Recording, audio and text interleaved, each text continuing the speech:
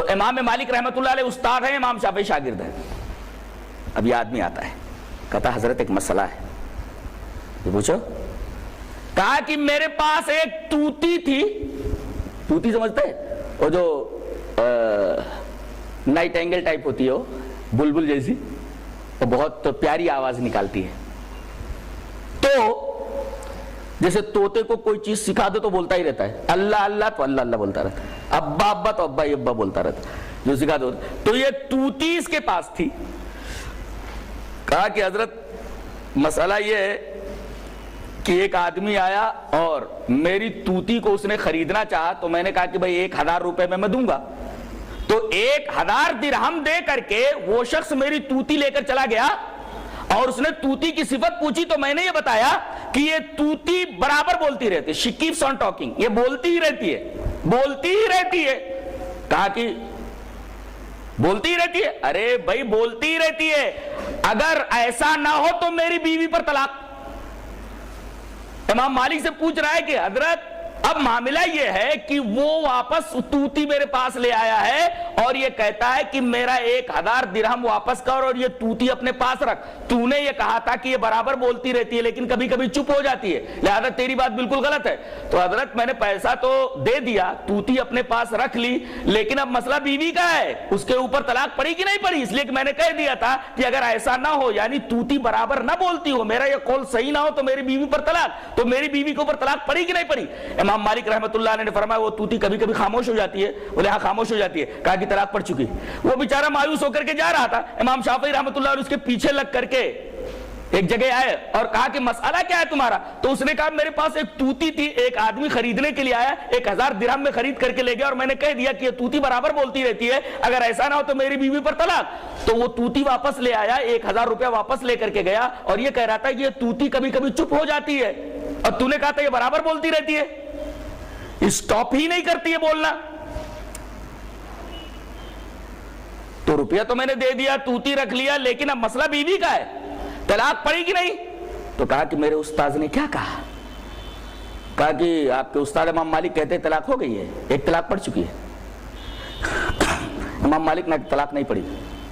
بتائیے، استاذ کہہ رہا ہے طلاق پڑ گئی ہے اور شاگرد کہہ رہا ہے حضرت امام شافعی فرما رہے طلاق نہیں پڑی. بڑا خوش ہوا، امام مالک کے پاس آیا اور کہا کہ جناب آپ کہتے ہیں طلاق پڑ گئی لیکن آپ کا ایک شاگرد کہتا ہے طلاق نہیں پڑی. کہا کہ کون ہے وہ؟ کہا کہ محمد ابن ادریس الشافعی. کہا کہ بلاؤ اس کو. حضرت امام شافعی رحمۃ اللہ علیہ بلائے گئے. کہا کہ میرے بچے تو نے کیسے کہا کہ طلاق نہیں پڑی جبکہ معاملہ ایسا ایسا ہے؟ اس نے کہا تھا کہ یہ بولتی ہی رہتی ہے اور وہ کبھی چپ ہو جاتی ہے. طلاق پڑی کہ نہیں پڑی؟ طلاق پڑ گئی. کہا کہ نہیں طلاق نہیں پڑی. کہا کہ تیرے پاس کوئی دلیل ہے؟ کہا کہ ہاں میرے پاس نبی کریم صلی اللہ علیہ وسلم کی ایک حدیث ہے، میں اسی حدیث کی روشنی میں فتویٰ دے رہا ہوں کہ آپ کا فتویٰ غلط ہے اور جو میں کہہ رہا ہوں وہ صحیح ہے. کہا کہ وہ حدیث پیش کر. اب امام شافعی رحمۃ اللہ علیہ نے جس حدیث کے تناظر میں یہ کہا تھا کہ طلاق نہیں پڑی، اب وہ حدیث امام شافعی کی طرف سے میں سنا رہا ہوں، یعنی جلال الدین قاسمی. حدیث اس طرح: وان فاطمہ بنت قیس رضی اللہ تعالی عنہا ان ابا عمرو بن حفص طلقها البتة وهو غائب فأرسل إليها وكيله بشعير فسخطته فقال والله ما لك علينا من شيء فجاءت رسول الله صلى الله عليه وسلم فذكرت ذلك له فقال ليس لك عليه نفقة فأمرها أن تعتد في بيت أم شريك ثم قال تلك امرأة يغشاها أصحابي اعتدي عند ابن أم مكتوم فإنه رجل أعمى تضعين ثيابك فإذا حللت فآذنيني. قالت فلما حللت ذكرت له أن معاوية بن أبي سفيان وأبا جهم خطباني فقال رسول الله صلى الله عليه وسلم اما ابو جهم فلا يضع عصاه عن عاتقه واما معاوية فصعلوا كل ما له انكه اسامة بن زيد فكرهته ثم قال انكه اسامة فنكهته فجعل اللہ فی خیرا اغتبت. رواہ مسلم فی کتاب الطلاق. حضرت امام مسلم رحمہ اللہ اس حدیث پاک کو اسے کتاب الطلاق کے اندر لائے. ایک صفحے کے اوپر یہ پوری روایت تھی، میں نے پوری پڑھ دی ہے. حضرت فاطمہ بنت قیس فرماتی ہیں کہ ان کے شوہر ابو عمر حفص نے ان کو طلاق دے دی. میرا خیال ہے کہ انہوں نے 2 طلاقیں تو سامنے ہی دے دی تھی اور 1 طلاق وکیل کے ذریعے بھیجا. اس سے پتہ یہ چلا کہ فون کے اوپر بھی اگر کوئی طلاق دے اور آواز ممیز ہو تو طلاق پڑ جاتی ہے. فَأَرْسَلَ إِلَيْهَا وَكِيلَهُ بِشَعِيرٍ طلاق بتہ دے دی تھی انہوں نے جس سے رجوع نہیں کیا جا سکتا, اور اپنے وکیل کو انہوں نے بھیجا. وہ غائب تھے, وہ غائب, وہ موجود نہیں تھے.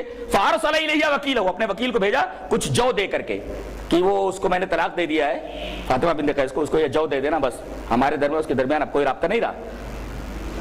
وہ جو دیکھ کر کے بفر گئی ہے. فَسَخِطَتْهُ وکیل کے اوپر غضبناک ہو گئی, کہا کہ میرے ساتھ اتنے دنوں تک اس نے زندگی گزاری ہے, وہ تھوڑا سا جو بھیجا اس نے میں نہیں لیتی, مجھے اور کچھ چاہیے. تو وکیل نے کہا واللہ ما لک علینا من شیء, تیرا ہمارے اوپر کچھ بنتا نہیں, یہ تو ہم نے ایسے ہی دے دیا ہے, یہ جو دے رہے ہیں یہ بھی نہیں ہوتا ہے لیکن ہم دے رہے ہیں. کہا ایسا کیسے ہوتا ہے؟ نبی کریم صلی اللہ علیہ وسلم کے پاس آئی. فجاءت رسول اللہ صلی اللہ علیہ وسلم فذکر ذلک لہ, بھاگی بھاگی حضرت فاطمہ بنت قیس نبی کریم صلی اللہ علیہ وسلم کے پاس آئی اور کہا کہ اللہ کے رسول معاملہ ایسا ایسا ہے. وذکر ذلک لہ, تو رسول اللہ صلی اللہ علیہ وسلم نے بھی یہی فتویٰ دیا کہ لیس لک علیہ نفقۃ, اب تیرے نفقہ تیرے شوہر کے اوپر نہیں ہے. اس کے بعد کہا, آپ نے حکم دیا کہ تو جا کر کے ام شریک کے گھر میں عدت گزار لے, اس لیے کہ تیرے اوپر طلاق پڑ چکی ہے, اب عدت گزار لے. یہ ام شریک ایک انتہائی فیاض خاتون تھی, صحابہ کرام کو دعوت دیتی رہتی تھی اور ہیلپ کرتی رہتی تھی صحابہ کرام کا, غریبوں کی مدد کرتی رہتی تھی, بڑی فیاض خاتون تھی. کیا نام تھا ان کا؟ ام شریک. بہت ساری بار یہ دعوتیں کرتی رہتی تھی. تو نبی کریم صلی اللہ علیہ وسلم نے فرمایا ان کا گھر بہت بڑا ہے اور وہاں جا کر کے تو عدت گزار لے. تو جب چلنے لگی ثم قال, پھر فرمایا اے سن, تلک امرأۃ یغشاھا صحابی, وہ تو ایسی عورت ہیں کہ جن کے پاس میرے صحابہ بہت آتے جاتے ہیں, بے پردگی کا اندیشہ ہے. دیکھیں پردے کا کتنا خیال رکھا ہے اسلام نے کہ عورتوں کے لیے پردہ کس قدر ضروری ہے. آج اسی پردے کو نظر انداز اور اگنور کرنے کی وجہ سے بے حیائی, فحاشی, ریپنگ کے کیسز وجود میں آ رہے ہیں. آپ صلی اللہ علیہ وسلم نے پہلے کہہ دیا کہ ام شریک کے گھر میں جا کر کے عدت گزار, لیکن آپ نے پھر روکا, کہا کہ تلک امرأۃ یغشاھا صحابی, ارے وہ ایسی عورت ہے کہ برابر دعوت کرتی رہتی, میرے صحابہ بہت سے آتے جاتے رہتے, وہاں بے پردگی کا خطرہ ہے. تو ایسا کر, اعتدی عند ابن ام مکتوم, عبداللہ ابن ام مکتوم کے گھر میں عدت گزار لے. فإنہ رجل اعمى, he is a blind man, وہ بیچارے اندھے آدمی ہے, تو اگر اتفاق سے تو کبھی کپڑا بدل لے, وہ آ جائیں تو بے پردگی کا خطرہ نہیں. تو فإن ثيابک, تو کپڑے اتار رہے ہو اور آ جائیں تو چونکہ وہ اندھے آدمی ہے لہذا کوئی بے پردگی کا معاملہ نہیں ہوگا. اور جب تو حلال ہو جائے تو مجھے بتا دینا. فَإِذَا حَلَلْتَ فَآذِنِينِ, جب تو حلال ہو جائے, تیری عدت پوری ہو جائے, 3 حیض پورے ہو جائے تو مجھے بتا دینا.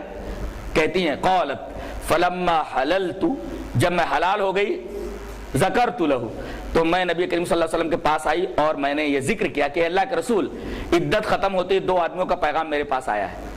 کہا کہ کون کون؟ کہا کہ معاویہ ابن ابی سفیان ہے, کہا دوسرے ابو جہم ہے. تو آپ نے فرمایا کہ جہاں تک معاویہ کی بات ہے, سعلوکن, وہ تو بہت ہی غریب آدمی ہے, لا مال لہ, اس کے پاس کوئی مال ہی نہیں. اس کا مطلب لڑکی کم سے کم ایسے آدمی کو دی جائے جو کم کم کھلا پلا لیتا ہو, جس کو خود کھانے کے بعد ہوں, لڑکی کو کیا کھلائے گا. تو کہا آپ نے جہاں تک معاویہ کی بات ہے, فسعلوکن, وہ تو بہت غریب آدمی ہے, لا مال لہ, اس کے پاس مال نہیں. اور دوسرے یہ کہ نکاح کے بارے میں لوگ کسی اچھے آدمی سے مشورہ کر لینا چاہیے کہ میں فلاں جگہ سے لڑکی لا رہا ہوں, فلاں جگہ لڑکی دے رہا ہوں, مشورہ کر لینا چاہیے. اور جس سے مشورہ طلب کیا جائے اس کو صحیح مشورہ دینا چاہیے. نبی کریم صلی اللہ علیہ وسلم نے صحیح مشورہ دیا کہ جہاں تک معاویہ کی بات ہے وہ تو غریب آدمی ہے, لا مال لہ, اس کے پاس مال نہیں ہے. رہا ابو جہم, تو اس کے بارے میں ایک بات دھیان میں رکھ لے, وَأَمَّا أَبُو جَهْمٍ فَلَا يَضَعُ عَصَاهُ عَنْ عَاتِقِهِ, جہاں تک ابو جہم کی بات ہے یہ اپنا ڈنڈا اپنے کندھے سے اتارتا ہی نہیں ہے, بہت مارتا ہے. ضراب للنساء, عورتوں کو خوب پیٹتا ہے, دے مارتا ہے. اما ابو جہم فلا يضع عصاه عن عاتقه, عاتق مانے کندھا, اپنے کندھے سے وہ اپنا ڈنڈا اپنا سوٹا اتارتا ہی نہیں ہے, بہت مارتا ہے عورتوں کو. ضراب النساء, عورتوں کو بہت پیٹنے والا ہے. تو اسامہ ابن زید سے نکاح کر لے. تو کہنے لگی کہ میں اسامہ سے نکاح نہیں کرنا چاہتی, کہا کہ کر لے. آپ نے پھر کہا ثم قال ان کہی اسامہ سے نکاح کر لے۔